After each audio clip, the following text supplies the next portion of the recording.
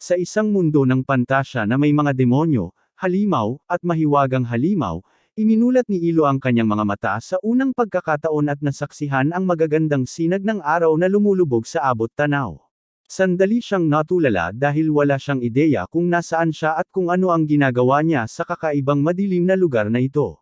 Biglang may isang banal na boses mula sa loob niya na nagsalita, na nagsasabing siya ay muling isinilang mula sa kanyang dating buhay patungo sa isang bagong mundo bilang isang dragon.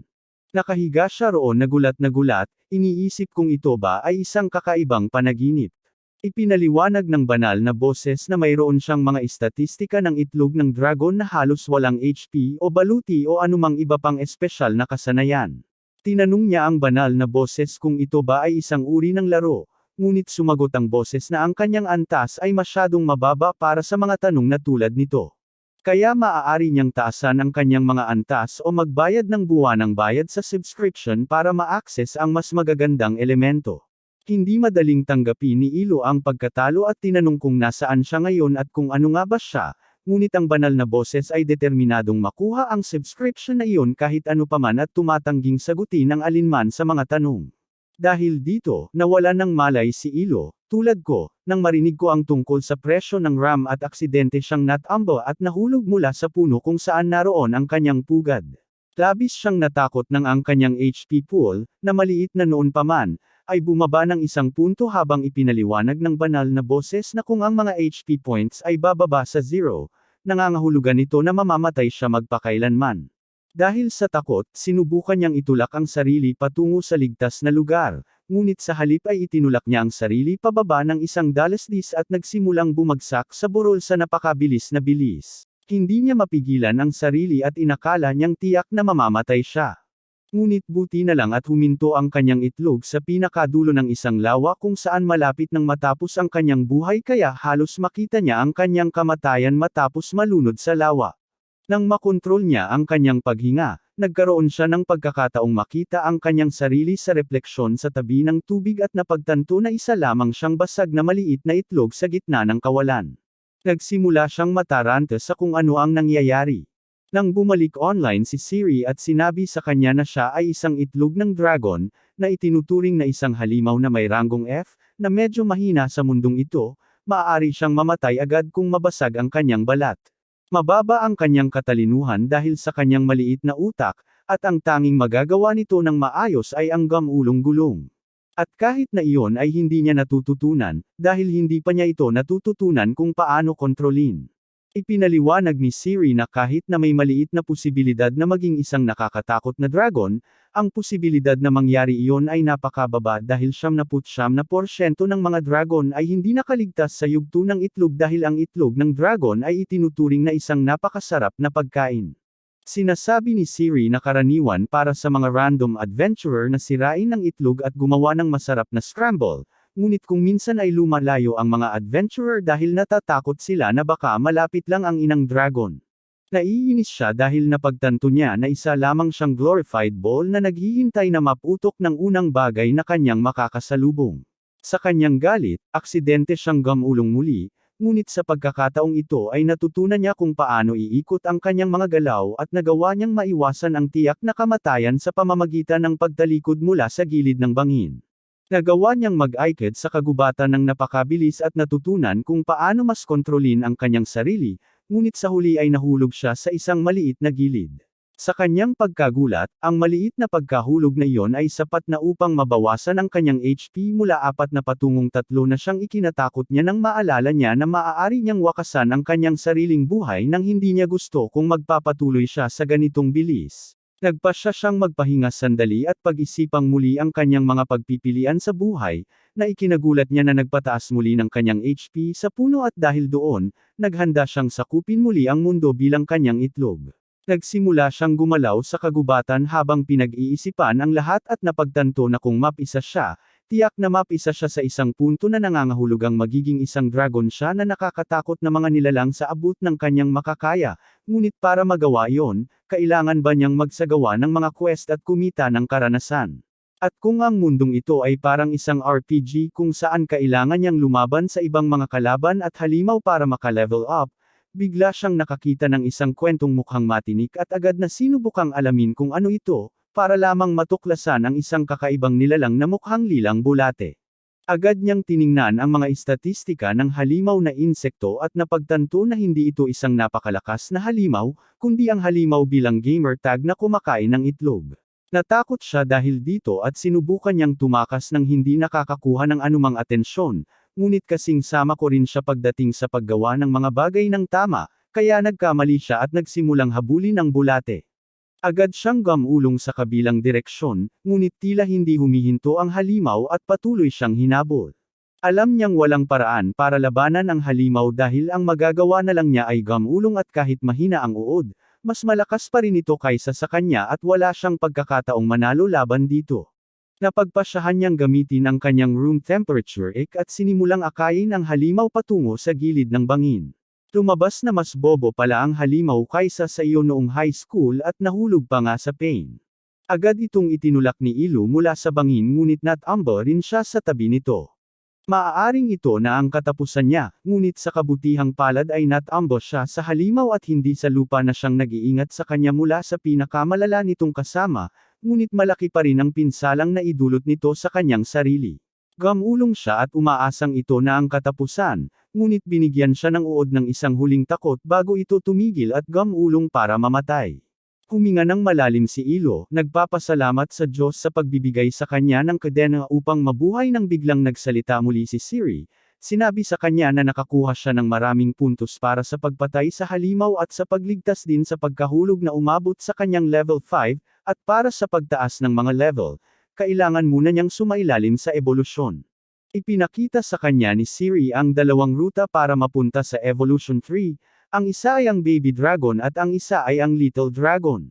Medyo nalilito siya sa pagkakaiba ng dalawang lahi, ngunit buti na lang at naipaliwanag ni Siri ang paliwanag at sinabi sa kanya na ang Little Dragon ay isang nakakatakot na lahi ng mga Dwarf Dragon na mas maliit kumpara sa ibang uri ng dragon, ngunit medyo malakas at maaaring lumaki ng kasing laki ng oso.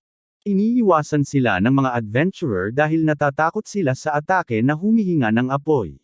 Kung ikukumpara rito, ang baby dragon ay isa lamang dragon baby na kilala sa malambot nitong karne at kadalasang hinuhuli ng mga adventurer at iba pang halimaw dahil madali silang mahuli at mabawi ang isang napakasarap na nilaga. Kung sakaling mabuhay ang batang dragon at maging adulto, maaari silang lumaki at maging iba't ibang uri ng malalakas na lahi ng dragon, ngunit karamihan sa kanila ay hindi na kailanman makikita ang araw na iyon.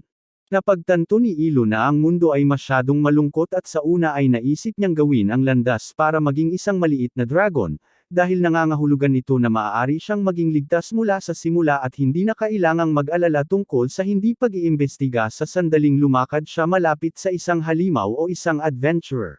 Pipiliin na sana niya ang maliit na dragon nang biglang may narinig siyang boses mula sa loob at sinabihan siyang hanapin ang batang dragon. Noong una, kahit siya ay naguluhan, hindi alam kung bakit mas mainam na piliin ang batang dragon. Ngunit bigla niyang napagtanto na ang maliit na dragon ay isang maliit na hari na nangangahulugang napakaliit ng kanyang pagkakataong makakuha ng kapareha sa Tinder. Samantalang kung siya ay magiging isang batang dragon at magtagumpay na maging 6 na talampakan pataas, siya ay magiging mapang-akit at lalanggoy sa Mad Kitty. Nang piliin niyang maging isang batang dragon, may nagbago sa loob niya at napisa ang itlog at lumitaw siya bilang isang bagong silang na dilaw na dragon at napagtanto niyang tila tumaas ang kanyang mga istatistika. Ngunit hindi pa rin puno ang kanyang HP kaya kailangan niyang huminahon at magpahinga para mabawi ang lahat. Tumingon siya sa bulate at nagpasalamat sa kanyang ebolusyon nang biglang kumalam ang kanyang tiyan. Nalito siya dahil hindi siya si Bear Grylls at hindi siya maaaring kumain ng tae at umihi para mabuhay. Ngunit naisip niya ang lahat ng mga ubo na maaari niyang dagdagan gamit ang kanyang tangkad kaya nagpasya siyang gawin ito dahil kailangan niya ng protina. Sinimulan niyang kainin ang buong bulate at pagkatapos ay natulog ng matagal at mahimbing para mabawi ang lahat ng HP na nawala sa kanya. Kinabukasan, nang magising siya, naisip niya ang kanyang panaginip kung saan siya ay isang tao pa rin at nagsimulang magtaka kung paano nga ba siya muling nagkatawang tao dito at kung sino nga ba siya noong siya ay isang tao. Bago pa niya maisip ang lahat ng iyon, lumingon siya at nakita ang isang grupo ng mga halimaw na bulate na naghahandang umatake sa kanya. Dahil isa na siyang dragon ngayon, nagpasya siyang harapin sila at sinimulang sirain sila ng lubusan gamit ang mga galaw na natutunan niya sa Dagestan matapos siyang ipadala ng kanyang ama ng 2 hanggang 3 taon at kalimutan. Sa bawat pagpatay, nakakakuha siya ng mas maraming experience points at dinagtagal ay nagbubukas siya ng mas maraming kakayahan sa opensa. Sinimulan niyang gamitin ang kanyang fire breath upang i-roast ang anumang halimaw na hamarang sa kanyang daan at dinagtagal ay nag-level up sa level 7, na nagkakaroon ng kakayahang sumuntok ng dragon na nagpapahintulot sa kanya na takpan ang kanyang kamao ng isang fireball at sirain ang anumang halimaw na darating sa harap niya. Matapos tapusin ang huling halimaw gamit ang chokehold, muling nagsimulang kumabog ang kanyang tiyan. Naisip niyang kumain ulit ng bulate, pero ayaw niyang simulan ang araw niya sa pagkain ng dumi ng aso kaya nagpasya siyang sumubok ng ibang bagay at sumunod sa Mike Tyson diet. Sa kasamaang palad, hindi lahat ay kasing laki ng katawan ni Iron Mike at nagsimulang sumuka si Ilo tulad ng ex ko sa isang gabing paglabas ng isang babae bago ito pumunta sa bahay ng isang estranghero. Napagdesisyonan niyang kailangan niyang maghanap ng bagong mapagkukuhanan ng pagkain dahil wala talagang paraan para mapunta siya sa isang pangit na bulate. Nang bigla niyang makita ang isang kulay abong lobo na tumatakbo sa harap niya at agad siyang nagdesisyong maghagis ng kamay. Nagsimula siyang tumakbo sa tabi ng lobo at kahit na mas malaki ang hayop kaysa sa kanya, alam ni Ilo na mananalo siya dahil sa kanyang superior stats. Hindi niya man lang binigyan ng pagkakataon ang lobo na gumawa ng kahit ano dahil ginamit ni Ilo ang kanyang dragon breath para pigilan ang lobo kasunod ang isang maalab na suntok na tuluyang sumire sa lobo at ginawa itong mabagal na inihaw. Inisip niya kung ang lasa ay magiging parang barbecue at laking gulat niya na ang lasa ay parang inihaw na steak lang.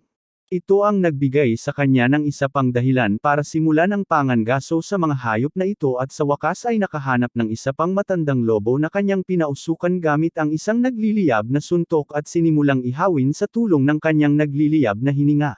Napagtanto niya na kung makakapag-level up siya sa level 25, bibigyan siya nito ng pagkakataong mag-evolve muli. Habang kumakain ng mag-isa, nagsimula siyang maghangad ng isang taong makakausap na hindi naman isang AI assistant at sa kanya narinig ang ilang boses mula sa kagubatan. Napagtanto niya na ang mga boses na ito ay tiyak na sa mga tao kaya agad siyang nagmadali upang mag-imbestiga. Maya-maya ay nakita niya ang isang grupo ng 3 adventurer na naglalakad sa gubat at tiningnan ang kanilang mga estatistika, napagtanto na wala sa kanila ang mas mataas sa kanyang mga antas, na nangangahulugang hindi sila dapat magdulot ng banta sa kanya, ngunit dahil 3 sila, tiyak na matatalo nila siya. Nagpasya siyang sumugal, dahil sa tingin niya ay masyadong cute siya para hindi siya magustuhan ng mga tao at malamang gugustuhin din nila siyang maging kaibigan. Iniisip na lumalabas siya mula sa likod ng puno at agad na nagsimulang magpa-cute, umaasang agad siyang may in love ng mga tao. Ngunit isang malupit na realisasyon ang naganap ng hawakan ng pinuno ng grupo ang kanyang espada at gumawa ng isang hiwa mula sa himpapawid na tumama sa kanyang dibdib, na nagpabagsak sa kanya sa lupa habang umaagos ang dugo sa kanyang katawan. Bago pa man niya maisip na tumakas, tinamaan siya ng spell ng salamangkero na nagbigay sa kanya ng isang malakas na pagkabigla na sapat para tuluyang manhid ang kanyang katawan. Naisip niya kung gaano siya katanga sa pag-iisip na mapagkakatiwalaan niya ang mga tao at ngayon ay kailangan niyang bayaran ang halaga sa pamamagitan ng pagbibigay ng kanyang buhay. Sinubukan niyang gumapang palayo, ngunit wala itong silbi dahil hindi man lang makagalaw ang kanyang katawan kahit 1 pulgada. Naghanda na siyang mamatay, ngunit habang naghahanda ang pinuno na saksakin siya hanggang sa mamatay, ang babaeng manggagamot ay sumalpok sa pagitan at iniligtas ang kanyang buhay. Nakipagtalo ang pinuno sa kanya, ngunit iniwan niya ito at nagpatuloy.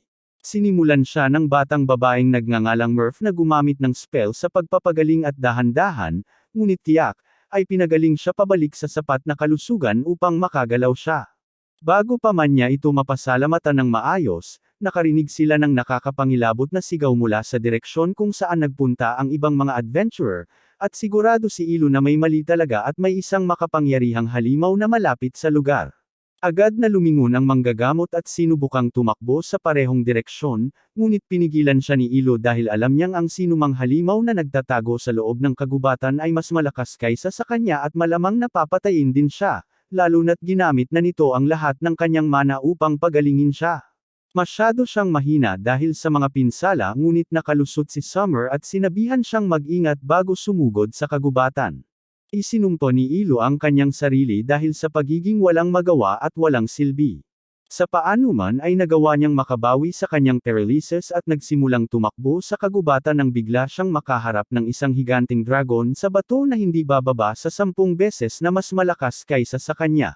Nakita niya ang batang babae na nakahiga sa lupa at walang malay malapit sa paanan nito, ngunit bago pa man niya masubukang tumulong, naamoy na siya ng dragon at lumingon upang wakasan ang kanyang buhay.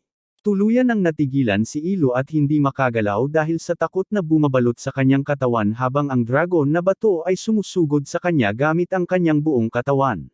Laking gulat niya nang tila kusang gumalaw ang katawan ni Ilo at iniligtas siya mula sa tiyak na kamatayan nang tumalon siya palayo. Agad siyang nagtago sa likod ng ilang palumpong habang iniisip kung gaano siya katanga na isipin na kahit lumaban siya kasama ang mga tao ay maaari sana nilang talunin ang halimaw na ito. Alam niya na kung tatamaan siya ng malakas na halimaw na iyon, tiyak na mabubura siya sa mundong ito. Sumilip siya para hanapin si Miria at napagtanto na buhay pa ito at kumakapit sa buhay na halos walang HP. Sa kanyang pagkagulat, nagpa siya ang Rock Dragon na bumalik kay Mar para tapusin ito, na siyang nagpalimutan sa kanya sa lahat ng kanyang kinatatakutan at naghanda siyang subukang iligtas ito. Bago pa man niya masugpo ang halimaw, hinimok siya ng banal na tinig na tumakas, sinasabing hindi sulit ang pakikipag-ugnayan, at malaki ang posibilidad na hindi siya makakaligtas sa alitan na ito. Napahinto siya dahil iniisip niya kung gaano katama si Siri dahil wala siyang mga kasanayan o kakayahan na makakatulong sa kanya na harapin ang halimaw na ito, at ang pinakaligtas na pagpipilian ay ang tumakas na lang at mabuhay para lumaban sa susunod na araw. Ngunit bago pa man siya makapagdesisyon, biglang pumasok sa kanyang isipan ang alaala ni Mar na nagligtas sa kanyang buhay at nagpagaling sa kanya, at napagdesisyonan niyang hindi niya ito iiwan, at ililigtas niya ito o mamamatay sa pagsubok. Sinugod niya ang dragon at nang tangkaing atakihin ito ng dragon, naalala niya ang kanyang kakayahan bilang isang itlog at nagsimulang gamulong-gulong na nagligtas sa kanyang buhay, at tumalon siya sa ere, bago bahagyang nabangga ang dragon at lumikha ng kaunting distansya sa pagitan nila. Agad niyang hinanap ang iba pang mga tao sa grupo at napagtanto na patay na ang matandang salamangkero at wala nang magagawa tungkol dito, ngunit tila maliit pa rin ang nalalabi ng swordsman sa kanyang buhay. Muling sinimulang habulin ng Rock Dragon si Ilo, ngunit mahusay siya sa paggulong-gulong at nagsimulang umiwas sa halimaw at hampasin ito ng sunod-sunod sa pag-asang makakuha ng kaunting oras at mailigtas ang mga natitirang adventurer. Nang akala niya ay gumagana ang kanyang plano, at marahil ay mailigtas niya ang mga tao, hinampas siya ng Rock Dragon ng isang earthbending spell na lumikha ng shockwave sa lupa, lumikha ng malalaking spike na tumama kay Ilo, at nagpabagsak sa kanya sa lupa. Napagtanto niya na hindi niya kayang patuloy na umiwas sa mga atake at nagpas siyang lumaban. Sinubukan siyang atakihin ng Rock Dragon, ngunit sa pagkakataong ito ay sumugod si Ilo sa isang nagliliyab at maapoy na suntok sa mukha nito, umaasang makakakuha ng isang kritikal na tama. Noong una ay inakala niyang epektibo ang atake, ngunit laking gulat niya nang mapagtanto niya na hindi lamang halos walang natamong pinsala ang atake, kundi tila nababawi na naman ng dragon ang kanyang nawalang HP. Ginamit pa rin niya ang pagkakataong ito upang agad na agawin ang Hughes dahil alam niyang isang tao lang ang mailigtas niya sa oras na iyon. Agad siyang tumakbo palayo sa halimaw matapos iwasan ang atake nito at tumakbo diretso sa malalim na gubat at iniligtas ito. Napagtanto niya na nawawalan pa rin ng HP ang babae at kailangan niyang makahanap ng paraan upang maibalik ang kanyang kalusugan. Sinubukan niyang ulitin ang ginawa ng babae noon para pagalingin siya, ngunit malinaw na walang nangyari. Agad niyang napagpasyahan na baguhin ang plano at maghanap ng maayos na lugar kung saan mas ligtas ang babae mula sa mga elemento bago sumapit ang gabi.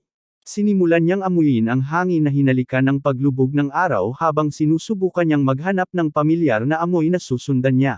Bigla siyang nakaamoy ng mahinang amoy ng mga tao mula sa isang direksyon at agad na sumunod ng mabilis habang karga ang babae sa kanyang likod. Tila hindi natapos ang kanyang pagkatakot ng isang grupo ng mga abuhing lobo ang humabol sa kanya sa pag-asang makakuha ng mabilis at madaling pagkain. Sumusobra na si Ilo sa puntong ito at hindi siya lalamon ng isang grupo ng mga niluwalating tuta matapos literal na makaligtas sa isang dragon. Ibinaba niya ang kanyang hughes malapit sa puno at tumalikod para harapin ang mga lobo. Kadalasan ay isa-isang lobo ang kanyang kinakaharap, ngunit sa pagkakataong ito ay napilitan siyang lumaban din sa isang buong grupo dahil nasugatan na siya. Matapang niyang nilabanan ang lahat ng mga lobo at patuloy na ipinagtatanggol ang babae sa kapalit ng sarili niyang katawan habang patuloy siyang tinatamaan, ngunit nagawa niyang ipagtanggol ang mga lobo at muling isakay ito sa kanyang likod, gumagalaw sa mga kagubatan, mga pasa at bagbog. Malapit na niyang maabot ang kanyang limitasyon, agad niyang natagpuan ang daan pabalik sa isang nayon ng tao, na ikinatuwa niya. Dahil ang kailangan na lang niyang gawin ngayon ay humingi ng tulong kay Mersam, para mabawi nito ang kanyang kalusugan. Nagsimula siyang sumigaw ng buong lakas at nagawa niyang makaakit ng grupo ng mga taga-nayon sa kanyang kinaroroonan. Sa kasamaang palad para sa kanya, hindi maintindihan ng mga taga-nayon ang kanyang sinasabi at natatakot sila sa kanya. Sinubukan niyang ipaunawa sa kanila na wala siyang masamang balak, ngunit isa sa kanila ang hamampas sa kanya sa binti gamit ang isang gawang bahay na sibat. Napagtanto niya na wala siyang makikitang tulong dito, dahil itinuturing siya ng buong nayon bilang isang banta. Mabilis niya itong ibinalik sa lupa at agad na nagsimulang tumakbo palayo habang naghahanda ang mga taga-nayon na salakayin siyang muli. Nagawa niyang umiwas sa lahat at makatakas pabalik sa kagubatan, habang mabilis na nailigtas ng mga taga-nayon si Mersam at tinawag ang lokal na manggagamot upang tulungan siya. Natuwa si Elo na kahit papaano ay nailigtas niya ang buhay nito at nagsimulang paika-ikang bumalik sa kagubatan. Nagising si Mersam makalipas ang 2 araw sa bahay ng lokal na manggagamot na nagngangalang Marie, na nagsabi sa kanya na siya ay nawalan ng malay ng 2 araw ng sunod-sunod. Nagtaka si Mersam kung sino nga ba ang nagdala sa kanya pabalik sa nayon dahil sigurado siyang mamamatay siya roon, ngunit sinabi ni Marie na wala siyang ideya tungkol doon. Tinanong ni Mar kung nasaan ang iba pang mga miyembro ng grupo, at sumagot si Marie na patay na ang matandang salamangkero, habang ang kanilang pinuno, si Das, ay hindi natagpuan sa pinangyarihan na nangangahulugang malamang ay nilamon siya ng dragon na tanging dugo lamang sa paligid ng lugar ang ebidensya. Agad na umiyak si Mar, sinasabing kung pipigilan niya si Das sa pag-usad, maaaring buhay pa ito, ngunit sinabihan siya ni Marie na huwag mag-alala, dahil si Das ay hindi isang taong makikinig sa iba. Naalala ni Mo na si Das ay medyo mayabang, ngunit isa siyang mabait na tao, at siya ang palaging unang sumusunggab sa anumang halimaw na nagtatangkang magbanta sa nayon. Magaling din siya sa mga bata at palaging nagbibigay sa kanila ng magagandang payo. Ang tanging problema ay ang kanyang pagkahumaling sa Rock Dragon, dahil noong bata pa siya, nakatagpo niya ang dragon at nauwi sa pagtakas. Doon niya napagpasyahan na harapin ang halimaw at patayin ito upang maalis ang anumang mga katanungan na maaaring mayroon ang sinuman tungkol sa kanya. Nagpasya siyang harapin ang matandang salamangkero at ang kanyang koponan, ngunit alam niyang hindi kailanman papayag o sasang-ayon si Marie na sumama sa kanila bilang manggagamot, kaya nilinlang nila siya, sa pamamagitan ng pagsasabing sinabihan sila ni Marie na isama sila. Ayaw sumama ni Mare dahil masyadong mapanganib ang Rock Dragon para harapin, ngunit sa pamamagitan ng ilang emosyonal na pananakot ay nagawa nila siyang hikayati na sumali sa kanilang grupo. Pinagsisisihan niya ang desisyon niyang hindi ipaalam sa ibang mga taga-nayon, ngunit wala na siyang magagawa ngayon. Naalala niya ang isang mahinang alaala ng dragon na kanyang iniligtas, na tumulong sa kanya na makabalik sa nayon, ngunit walang ideya si Marie kung paano siya napunta rito, at ang alam lang niya ay may halimaw na umaatake sa kanya, ngunit nagawa siyang iligtas ng Blondie na taga-nayon gamit ang kanyang sibat.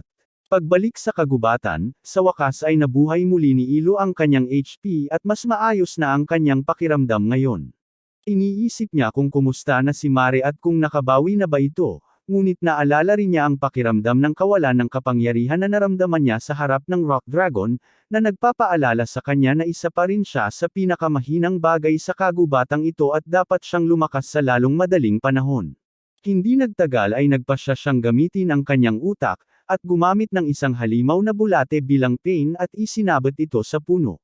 Agad na nagtipon ng isang grupo ng mga bulate mula sa lugar upang tingnan kung ano ang nangyayari, at ginamit ni Ilo ang pagkakataong iyon upang suntukin sila hanggang sa maging tae. Patuloy niyang sinisira ang bawat halimaw na hamarang sa kanyang daan, maging sa pamamagitan ng pagsuntok sa kanila, o pagkagat sa kanila o paggamit ng kanyang mga atake sa apoy upang ihawin sila hanggang maging malutong. Nang matapos siya sa pagpatay, sa wakas ay naabot niya ang level 25, na nangangahulugang nakamit na niya ang isa pang punto sa kanyang ebolusyon. Ipinakita sa kanya ni Siri ang Evolution Tree, at napagtanto niya na mayroon siyang 5 pagpipilian. Ang ilan sa kanila ay maliliit na dragon, na tiyak na hindi niya pipiliin, kahit na maaga silang nagiging ganap na ganap, ngunit sa kalaunan ay hindi sila magiging kasing lakas kumpara sa iba. Ang Angel Dragon ay napakalakas, ngunit kadalasan ay may kakayahan sa pagtatanggol at pagpapagaling tulad ng ang Batang Dragon ay ang susunod na direktang hakbang sa ebolusyon mula sa Batang Dragon, at tiyak na magiging Adult Dragon siya kung ipagpapatuloy niya ito, at ang isa pang opsyon ay isang Mutated Kid Dragon na may mas mahusay na magic spell. Panghuli, ang huling opsyon ay ang Dark Plague Dragon, na kilala sa pagdudulot ng kamatayan at pagkawasak, at maaaring magbagong anyo bilang tao kung naisin. Sa una, agad na tinanggihan ni Ilo ang opsyon ng Plague Dragon, dahil iyon ang magiging mas masamang landas. Ngunit bigla niyang napagtanto na ang pagbabagong anyo ng tao ay nangangahulugan na maaari na talaga siyang pumunta sa nayo ng tao at muling makasama si Mer.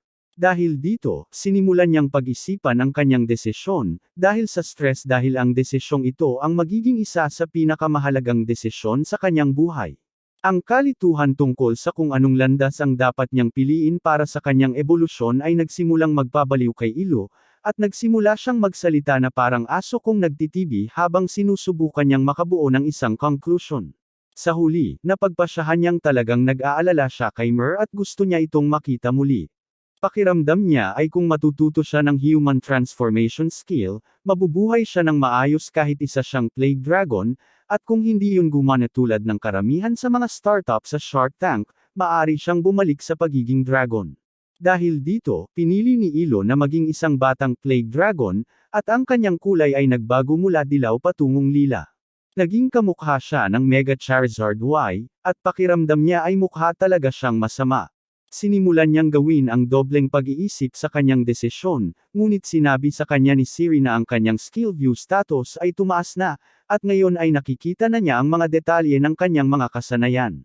Agad na nawala ang mga pagdududa ni Ilo nang marinig iyon, at sinabi sa kanya ni Siri na nakapag-unlock na siya ng higit pang mga kasanayan na tinatawag na Fly at Dragon Scale Powder. Nagbago ang kanyang pagtatype sa madilim, at ngayon ang kanyang normal na mga kasanayan ay umunlad upang magkaroon ng pinsala sa elemento ng lason at sumpa. Mayroon din siyang ilang mga titulo na tinatawag na Wrongdoer at Calamity, at habang mas naririnig ni Ilo ang tungkol doon, mas pinagsisisihan niya ang pagpili sa anyong ito. Bukod pa riyan, hindi niya nakuha ang ipinangakong human transformation skill, at tulad ng sinumang Karen, sinimulan ni Ilo na suntukin si Siri at humingi ng tulong sa manager nito. Sinabi niya na hindi ito ang sinabi sa kanya at tinanong kung kailangan niyang mag-level up para matanggap ang human transformation skill. Gayunpaman, muling itinago ni Siri ang feature na iyon sa likod ng paywall, at sinabi kay Ilo na hindi niya masasagot ang tanong na iyon maliban kung bibili siya ng premium subscription. Nakaramdam ng dismaya at naloko si Ilo dahil siya ay naging isang flying calamity sa halip na isang tao. Gayunpaman, ang maganda rito ay nakikita na niya ngayon ang mga detalye ng kanyang sariling mga skill, at ang unang bagay na napagpasyahan niyang tingnan ay si Siri, na opisyal na pinangalan ng Divine Voice. Bueno, itinatago ni Siri Gate ang data na iyon gaya ng dati at inaasahan na iyon ni Ilo. Pagkatapos ay tinanong niya ito tungkol sa bagong skill na Dragon Scale Powder, at sinabi sa kanya ni Siri na maaari siyang maglabas ng mga nakal-alasong kaliskis mula sa kanyang mga pakpak na maaaring magpahina ng husto sa anumang nabubuhay na nilalang at maging ang pagpatay sa kanila. Sa pinakamataas na antas, maaari niyang lipulin ang buong bansa sa pamamagitan lamang ng paglipad sa ibabaw nila. Agad na nakita ni Ilo ang halimbawa nito nang ang isang bulaklak malapit sa kanya ay natuyo at namatay dahil sa kanyang skill powder, at isinumpa niya si Siri dahil sa paggawa sa kanya ng bioweapon gayong gusto lang naman niyang maging tao at raise up ang Hughes.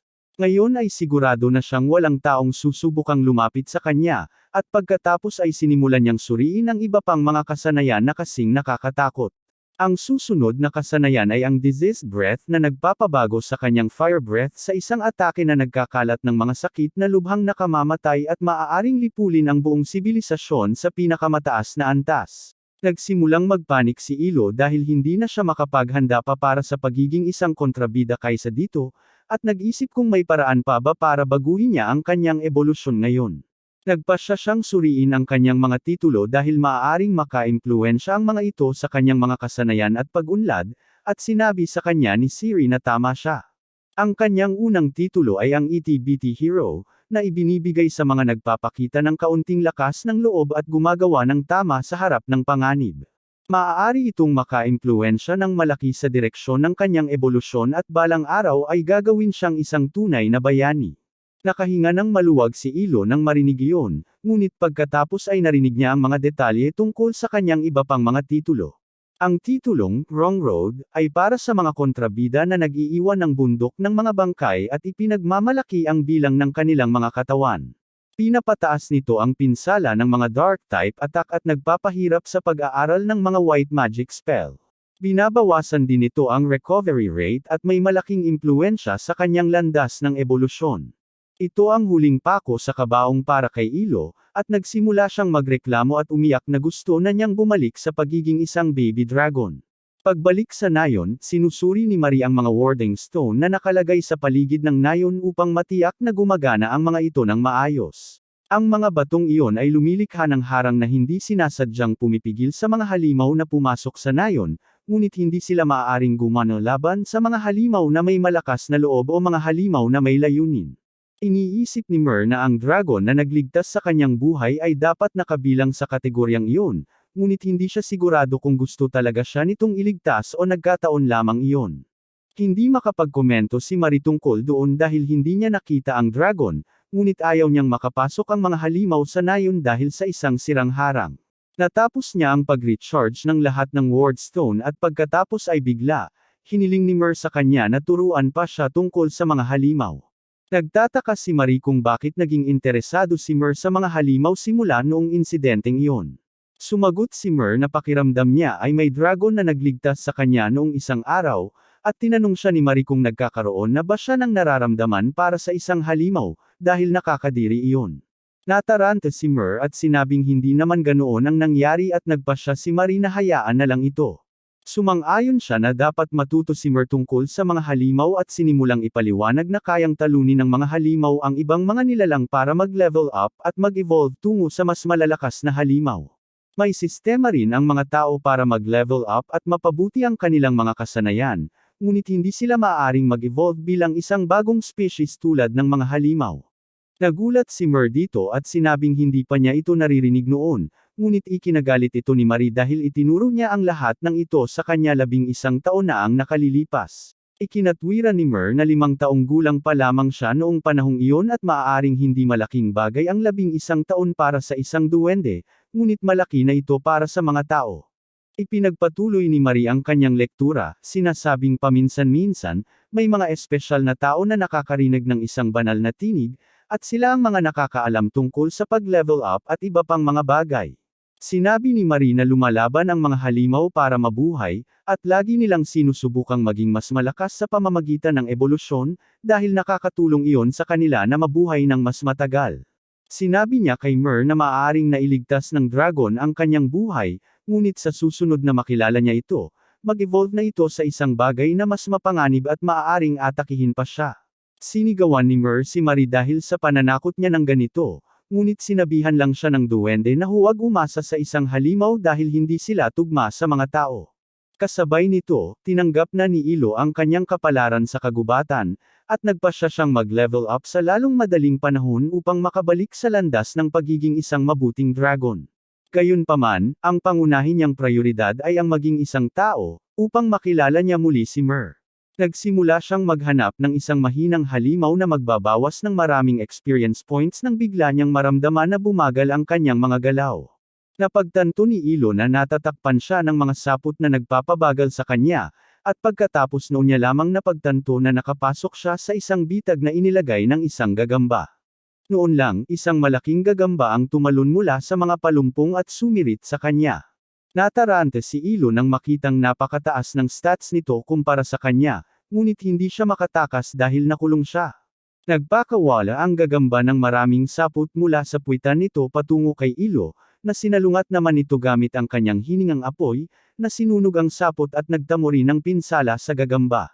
Gayunpaman, nasunog din ang sapot na bumabalot sa kanyang katawan, at gumulong siya sa lupa hanggang sasabihin sa kanya ni Siri na nakuha na niya ang skill na flame resistance. Bumangon si Ilo upang lumaban at nalaman niyang hindi gaanong napinsala ng kanyang atake ang gagamba, kaya nagpasya siyang gamitin ang kanyang mga paralisadong kuko laban dito.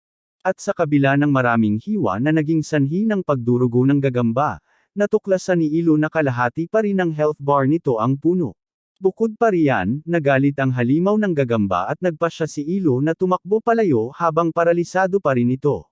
Mabilis siyang gumulong palayo, ngunit mabilis na nakabawi ang halimaw ng gagamba mula sa paralysis at naabutan siya. Nataranta si Ilo, ngunit naalala niya na kaya niyang lumipad gamit ang kanyang bagong skill. Agad siyang tumalon ng mataas hanggat maaari at sinubukang lumipad palayo, ngunit kahit ang isang manok na may isang pakpak ay mas mahusay pa rin. Mabilis siyang nakabalik sa lupa dahil hindi pa niya magamit ng maayos ang kanyang kakayahan at sa huli, kailangan niyang umasa muli sa paggulong. Gayunpaman, kahit na lumipas ang 10 minuto, hindi pa rin sumusuko ang gagamba at iniisip ni Ilo kung gaano kalakas ang tibay ng isinumpang halimaw. Mabuti na lang at tumaas ang kanyang kakayahan sa paggulong, at ngayon ay mas mabilis na siyang nakakapaggulong. Nakuha rin niya ang titulong Chicken Runner dahil sa pagtakas ngunit mas pinahahalagahan ni Ilo ang kanyang buhay kaysa sa kanyang pagmamataas. Di nagtagal, nakapaglagay siya ng kaunting puwang sa pagitan niya at ng gagamba, ngunit nakakita siya ng isang malawak na bangin sa harap niya. Ang unang naisip ni Ilo ay gumulong palayo sa gilid, ngunit nagpasya siyang magtiwala sa kanyang kakayahan sa paglipad at tumalon ng buong bilis. Mabuti na lang at nagawa niyang dumausdas sa kabilang panig at sumumpa na kapag sapat na ang kanyang lakas, babalik siya upang wakasan ang buhay ng gagamba. Talagang pagod na siya ngayon at nagpas siyang tingnan ang gagamba sa huling pagkakataon bago lumipad. Gayunpaman, wala na ang gagamba, at pagkatapos ay bigla, nakakita si Ilo ng isang tulay na gawa sa mga sapot. Sa sumunod na sandali, tumalon ang gagamba sa ibabaw at natarante si Ilo dahil hindi niya inaasahan ito. Nagsimula siyang gumulong muli palayo, at ang kanyang rolling skill ay muling tumaas. Isang kapaspalad na kulay abong lobo ang lumitaw sa kanyang landas at agad itong ginulo ni Ilo. Pinalipad ito at nakakuha ng karagdagang karanasan mula sa pagkatalo dito ng ganito. Dumiretso siya sa level 3 at patuloy na nag-hit and run sa mga walang kwentang halimaw sa kagubatan, at agad na nakarating sa level 8. Akala ni Ilo ay sapat na ang kanyang lakas para harapin ang gagamba ngayon, kaya tumigil siya sa pagtakbo at hinarap ito ng harapan. Biglang nagbuga ang gagamba ng isang bugzo ng nakal-alasong gas mula sa katawan nito at tumalon si Ilo sa isang puno para iwasan ito. Kahit na matibay siya sa lason, talagang masakit ang kanyang lalamunan, at nagpasya siyang hintaing mawala ang lason. Samantala, hinihintay din ng gagamba na tumama ang lason, at nakakuha ng ideya si Ilo. Nagpasya siyang gamitin ang pinakamatandang trick sa libro at nagsimulang umakto na parang pinapahina siya ng lason. Natambo siya sa lupa at nagsimulang mamilipit na parang isdang nawala ng tubig bago tuluyang tumigil. Kinuha ng gagamba ang pain at tumalon sa kanya, at nang makalapit na siya, hinampas siya ni Ilo ng isang buong lakas na fire breath at pagkatapos ay inihampas siya sa lupa gamit ang kanyang buntot. Natalo ang halimaw ng gagamba dahil doon, at agad na umabot si Ilo sa level 14. Tumaas ang kanyang fire breath skill, at nakakuha rin siya ng bagong skill na tinatawag na Dragon Tail. Sa tingin ni Ilo ay maganda ang mga ito, ngunit mas nasasabik siyang makita kung nakuha niya ang skill para maging tao. Sa kasamaang palad, wala na siyang nakuha pa at mas lalong tumindi ang kanyang pagkadismaya. Sa huli, nangaso si Ilo ng isang lobo at isinama ito upang kumain at magpahinga. Habang nasa daan, nakakita siya ng isang kuweba, at matapos niyang masigurong walang ibang halimaw na gumagamit nito, nagpasya siyang gawin itong kanyang himpilan. Inihaw niya ang karne ng lobo doon at pagkatapos ay nagpas siyang idagdag ang katas ng ilang berry na amoy itim na paminta. Natuklasan ni Ilo na ang katas ng berry ay talagang nagpapasarap sa karne, at nakuha pa niya ang titulong Mr. Chef para dito. Pakiramdam ni Ilo ay may magandang kahulugan ang titulong iyon, at nagsimula siyang mag-isip kung mapapahusay niya ang kanyang pagluluto at maakit ang mga tao sa kanyang masarap na pagkain. Gayunpaman, isang sulyap lamang sa kanyang matutulis at makamandag na mga kuko ay nagpaisip sa kanya ng iba. Pakiramdam niya ay kahit papaano ay cute siya noong siya ay isang batang dragon, at kinamumuhian at kinatatakutan siya ng mga tao kahit noon, ngayon na literal na mukhang isang banta siya. Walang pagkakataon na maglakas loob man lang silang lumapit sa kanya. Pakiramdam niya ay hindi na siya makikilala ni Mer ngayon, at iniisip na ito ang mapapala niya sa pagiging sakam at pagsisikap na maging isang tao. Sumigaw siya sa langit, hinihiling sa Diyos na kahit man lang bigyan siya ng kasanayan sa pagbabagong anyo ng tao kahit na patuloy siyang mag-evolve bilang isang plague dragon. Pagbalik sa nayon, nalaman ni Mer mula sa isang matandang lasenggo na buhay pa si Dos. Sabik niyang hiniling dito na sabihin sa kanya ang lahat ng detalye, at sinabi sa kanya ng matandang lalaki na nangingisda ito nang makita niya si Dos na naglalakad sa kakahuyan, mukhang pagod at gutom na gutom. Wala siyang napansin, at patuloy na bumubulong sa sarili bago nawala sa kagubatan. Inisip ng ibang mga taga-nayon na ang matandang lalaki ay nag-aantok lamang at inisip si Dos, ngunit umasa si Mer at agad na pumunta kay Marie upang pag-usapan ito. Gusto niyang pumunta sa kagubatan upang hanapin si Dos, ngunit tumanggi si Marie na ilagay siya o ang sinumang taga-nayon sa panganib. Pinasuko rin niya si Mer sa ideya sa pamamagitan ng pagmumungkahi na kakausapin niya ang Adventurers Guild tungkol dito. Ngunit alam niya kung gaano kagusto ni Mer na iligtas si Dos kung talagang buhay ito. Kinabukasan sa kagubatan, nagising si Ilo na presko, at nagpasya siyang manghuli ng mas maraming halimaw upang mabilis na makataas ang antas. Bigla, nakakita siya ng gumagalaw na puddle sa harap niya at napagtanto na ito ay isang halimaw na hindi mukhang malakas. Nagpasya siyang manghuli nito para sa karanasan sa pagsasaka, ngunit habang sinusubukan niyang tingnan ang mga estatistika nito, nagsimulang mag-init ang kanyang mga mata at sinabi sa kanya ni Siri na hindi pa niya ma-access ang impormasyong ito. Nagsimulang sumigaw sa sakit si Ilo at nagtaka kung ano ba ang kakaibang halimaw na kayang manakit sa kanya ng labis sa pamamagitan lamang ng pagtingin dito. Biglang tumaas ang kanyang kakayahan sa pagtingin ng katayuan, at sandaling nakita niya na ang halimaw na slime ay may napakataas na estatistika, at bumagsak siya sa lupa sa gulat. Nagtaka si Ilo kung anong uri ng nilalang ang may ganitong kabaliwan na estatistika, nang bigla siyang napansin ng halimaw na slime at pinaputukan siya ng isang galame sa direksyon niya. Nagawa ni Ilo na makatakas sa tamang oras at nang makarating siya sa kagubatan, napagtanto niya na ang nakakatakot na slime ay hindi pala ganoon kataas na estatistika, at mali ang kanyang nabasa kanina. Gayunpaman, masyadong nakakatakot ito, kaya nagpasya siyang hayaan na lang muna ito. Nagpasya siyang hanapin ang kanyang mga target sa ibang direksyon ngayon nang bigla niyang mapansin ang isang palayok na nakatago sa mga palumpong. Naisip ni Ilo na maaaring magandang mag-imbak ng mga prutas, ngunit nang mahawakan niya ito, agad siyang pinatalo ng palayok dahil hindi ito isang bagay, kundi isang halimaw na nagngangalang pot ortis. Nakita ni Ilo na walang espesyal ang mga estatistika nito, kaya inatake niya ang pot ortis gamit ang isang suntok na apoy, ngunit hindi ito nagdulot ng anumang malaking pinsala. Ito ang nagudyok kay Ilo na ibigay ang lahat, at binombo niya ang halimaw gamit ang mga atake. Gayunpaman, ang halimaw ng palayok ay umabot na sa tugatog ng pagiging walang pakialam, at nabawi nito ang HP sa pamamagitan ng pagpahinga kahit na inaatake ito ni Ilo. Kahit ano pa ang gawin niya, pinuprotektahan ito ng matigas na balat ng halimaw mula sa lahat ng pinsala, kaya nagpasya si Ilo na lumipat sa creative mode. Inihagis niya ang halimaw sa ilog, at gumana iyon nang lumubog ang halimaw hanggang sa mamatay. Nakukuha ni Ilo ang mga experience point mula rito at nag-level up, ngunit nakakuha siya ng bagong titulo na tinatawag na Dastardly King, at nag-level up din ang titulo niya bilang isang rongror. Nalungkot siya sa paglayo pa sa ruta ng kontrabida nang biglang, pinalibutan siya ng isang grupo ng mga pot monster. Napagtanto ni Ilo na dumating sila noong ginamit ng unang halimaw ang cry skill para ipatawag sila, at lahat sila ay talagang nagalit. Nagsama-sama sila at inakala ni Ilo na magta-transform sila bilang isang uri ng ultimate monster, ngunit sa halip, nag-transform sila bilang isang mataas na tore na mukhang talagang hindi matatag. Tumipad pataas si Ilo at kinuha ang pinakamataas na halimaw bago ito ibinaon sa tore, at tinalo ang lahat ng halimaw ng sabay-sabay. Natuto siya ng isang bagong skill na tinatawag na meteorite sa pamamagitan nito kasama ang 600 experience points na magdadala sa kanya diretso sa level 30. Nag-level up din ang kanyang mga skill bilang resulta, at masaya siya tungkol doon. Ngunit sa kasamaang palad, nabasag ang mga kabibe matapos niyang talunin ang mga halimaw at wala siyang kahit isang magagamit na palayok. Napagpasyahan niyang gamitin ang mga halimaw bilang karne, ngunit naisip niya na kailangan niya ng mas maraming gulay sa kanyang dieta. Habang naglalakad siya, nakita niya ang langit na nagkukulay lila at ilang kakaibang yabag na nagmumula sa malapit. Naging mausisa si Ilo at sinundan ang direksyon ng mga yabag na humahantong sa kanya sa isang oso na walang pakialam sa sarili nitong gawain at namamasyal.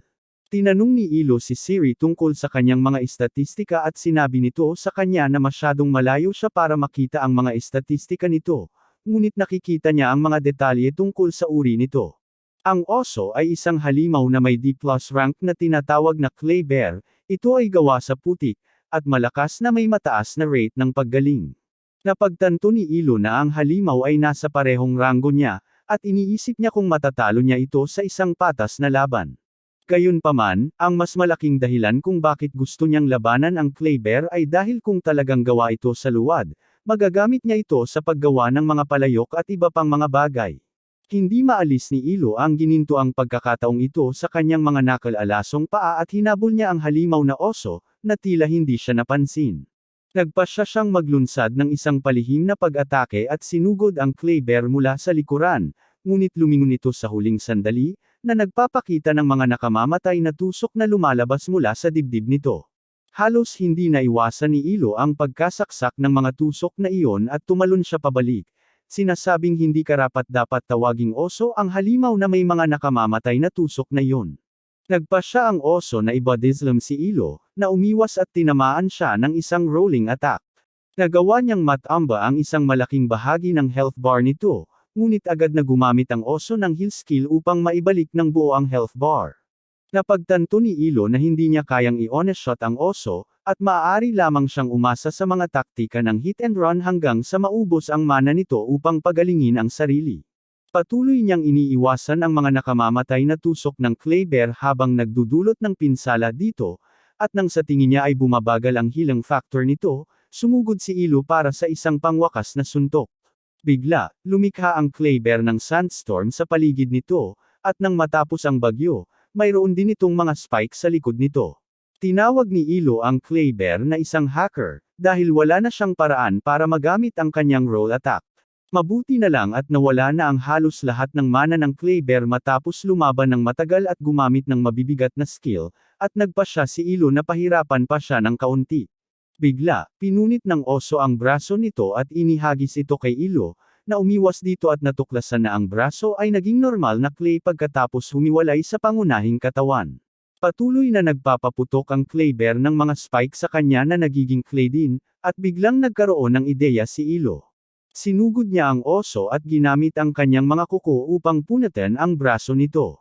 Naging clay ito gaya ng dati at mabilis itong pinaikot ni Ilo at pagkatapos ay lumipad ng mataas. Naisip niya na kung tatamaan niya ang clay bear gamit ang isang meteorite skill, hindi ito sapat, kaya nagpasya siyang mag-improvise at ibigay ang buong bigat ng kanyang katawan sa meteorite skill. Nagawa ng atake na punutin ang katawan ng clay bear, at nakakuha si Ilo ng 300 experience points na magdadala sa kanya sa level 33. Nakakuha rin siya ng skill na tinatawag na Nutcracker, dahil iyon ang ginawa niya ngayon lang. Pagod na siya ngayon, pero kahit papaano ay mayroon siyang clay na ginagamit niya sa paggawa ng mga kaldero at garapon. Gumawa rin siya ng pugon, at pagkatapos ay inilagay ang mga kaldero doon para ay herno, at pansamantala, nagpas siyang maghanap ng hapunan. Nagpasya siyang maghanap ng mga gulay at mushroom, at nakahanap ng thunder mushroom na masustansya at masarap, ngunit mayroon itong banayad na lason na nakakaparalisa. Hindi pa lumalaban si Ilo sa paralysis, kaya itinapon niya ito at pagkatapos ay nagpasalamat sa kanyang level up na Siri sa pagbibigay sa kanya ng higit pang mga detalye. Pagkatapos noon, nakakita siya ng isang higanteng bulaklak, ngunit nang akmang susuriin na niya ito, inatake siya ng bulaklak. Natarante si Ilo, ngunit nagawa niyang mapunit ang bulaklak mula sa tangkay nito, na ikinamatay nito. Sinabi sa kanya ni Siri na ito ay isang halamang kumakain ng karne na kumakain ng mga hayop, ngunit hindi nito kayang tunawin ang asin at idiniposito ito sa ugat nito. Iyon ang pinakamahalagang bagay na maaaring matagpuan ni Ilo upang mapabuti ang kanyang karanasan sa pagkain, at iniuwi niya ang bumbilya na puno ng asin. Sa kabilang banda, sinuway ni Mar si Marie at lumampas sa harang na nagpoprotekta sa nayon upang hanapin si Das. Handa siyang harapin ang anumang panganib hanggat mahahanap niya ito at maibalik ng ligtas, kahit na nagdududa siya na mapagkakatiwalaan ang matandang lasing.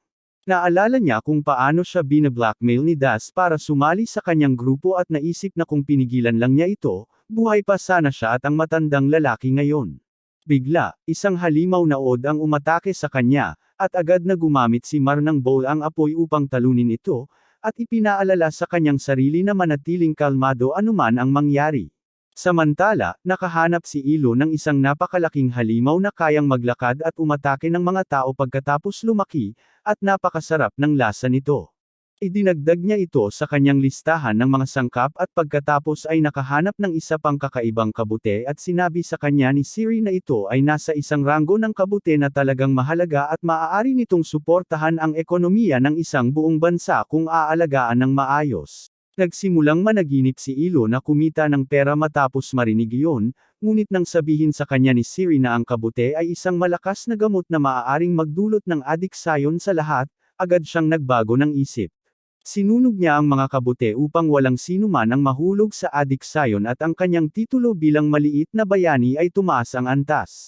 Pagkatapos noon, nakahanap siya ng mga berry ng paminta sa ligaw at sinabi sa kanya ni Siri na noong unang panahon, ito ang pinakahinahangad na pampalasa sa mundo at sulit ito sa ginto. Agad na inani ni Ilo ang lahat ng paminta, at kasabay nito, naglakas loob si Mar na pumasok sa kailaliman ng kagubatan, nagtatago mula sa mga halimaw sa paanuman. Napagtanto niya na masyado na siyang nasa kailaliman ng mapanganib na sona, at kung maglalakad pa siya ng mas malayo, maaaring may maharap siyang kakaiba. Kaya nagpasya siyang umuwi pagkatapos muling tingnan ang labas ng nayon. Nang gabing iyon, ginamit ni Ilo ang magaan na kabute para pasiglahin ang kanyang kuweba at pagkatapos ay tiningnan ang mga kaldero na inihanda niya para ay herno. Perpekto ang pagkakagawa ng mga ito, at ginamit niya ang mga ito para maghanda ng nilaga gamit ang mga sangkap na kanyang nakolekta ngayon. Dahil sa asin at kabute, mas lalong sumasarap ang pagkain. At nagsimulang magsalita si Ilo na parang isang kritiko sa pagkain, kahit na wala siyang alam sa pagluluto. Ikinwento niya kung paano inilalabas ng asin ang umami na lasa ng ulam, at pagkatapos ay gumawa ng mga chopstick na kakainin, na siyang pinakamahirap na paraan para kumain ng pagkain kahit na may mga kamay ka ng tao sa halip na mga kuko ng dragon. Dahil sa paglalagay ng asin sa ulam, ang titulo ni Ilo bilang isang chef ay mula level 1 patungong level 2. Bigla niyang napansin na medyo mahirap inumin ang mangkok na kanyang ginagamit, at natapon din ang ilan sa nilaga. Nagpasya siyang i-level up din ang kanyang kasanayan sa pagpapalit ng palayok at nagplano na gumawa ng bagong mangkok, pati na rin ang iba pang mga kagamitan sa kubyertos kinabukasan. Nagsimula pa nga siyang mangarap na lagyan ng mga ladrilyong luwad ang tigang na mga dingding ng kuweba, at sinabi sa kanya ni Siri na nakamit na rin niya ang titulong ceramic artisan. Kinabukasan, isang karwahe ang patungo sa nayon sa tabi ng kagubatan, at dalawang magagandang adventurer ang lumabas mula rito upang siyasatin ang kagubatan. Inisip nila kung makakahanap ba talaga sila ng isang nakaligtas sa kagubatan, ngunit binigyan sila ng trabaho ng guild kaya kailangan nilang tapusin ito. Pagbalik sa kagubatan, sinimulan na ni Ilo ang paglalagay ng mga muebles na luwad sa kanyang kuweba. Hinabol niya ang mga lobo at ibinalik ang mga ito sa kuweba upang iproseso ang mga ito. Ang isang bahagi ng kanyang kuweba ay puno ng balahibo na kinuha niya mula sa mga lobo at nagpasya si Ilo na patuyuin ito mamaya, dahil kailangan muna niyang timplahan ang karne at hayaan itong matuyo para sa mas malamig na panahon. Medyo nasiyahan siya sa kanyang pag-unlad at inakala niyang nasasanay na siya sa bagong mundong ito, ngunit habang lumalabas siya upang mangolekta ng karneng malagkit, nakita niya ang mga unggoy na kumakain nito. Nagalit si Ilo at itinaboy ang mga unggoy, ngunit napagtanto niya na kailangan niyang makahanap ng permanenteng solusyon sa problemang ito, o mawawala ang lahat ng kanyang reserbang karne. Nakakuha siya ng ideya at nagpas siyang magluto ng dekalidad na lason tulad ng dakilang si Walter White para malagyan niya ng karne ang jerky at mapatay ang mga unggoy. Habang abala siya sa pagkolekta ng mga mapanganib na sangkap mula sa buong kagubatan, Biglang napagtanto ni Ilo na ngayon ay kaya na niyang paghiwalay ng mga nakaalasong kabute at halaman sa pamamagitan lamang ng pagsulyap sa mga ito nang walang tulong ni Siri, na siyang unang pagkakataon na ang mga tao ay gumagamit ng AI. Pagkatapos noon, napadpad siya sa isang taniman ng mga bulaklak at nagpas siyang kumuha ng ilang bulaklak para palamutian ang kanyang kuweba dahil dapat ay may kahit isang magandang bagay na makikita sa buhay ng bawat isa. Gayunpaman, habang nangangarap siya tungkol sa isang magandang kuweba, isang maliit na halimaw ang sumulpot sa kanyang harapan. Nagulat si Ilo nang makita ito at tinanong si Siri tungkol dito. Nalaman niya na ang cute na mongoose ay tinatawag na Poison Princess at lahat ng kasanayan nito ay umiikot sa lason. Medyo takot si Ilo dito, ngunit tila natakot din ang halimaw at tumakbo palayo. Bigla, isang piraso ng luwad ang nahulog sa malapit na nakagambala kay Ilo, at ginamit ang pagkakataong iyon, kinagat siya ng Poison Princess at pagkatapos ay tumakbo palayo. Hindi maintindihan ni Ilo ang estratehiya nito hanggang sa magsimulang magpakita ng epekto ang lason. Nakaramdam siya ng labis na panghihina at hindi maigalaw ang balikat kung saan siya nakagat, at sinabi sa kanya ni Siri na ang kanyang kasanayan sa paglaban sa lason ay nag-level up na. Napagtanto ni Ilo na ang Poison Princess ay may mas malakas na lason kaysa sa anumang bagay na kanyang naharap, at nawalan siya ng malay habang ang maliit na halimaw ay tumatawa ng may banta.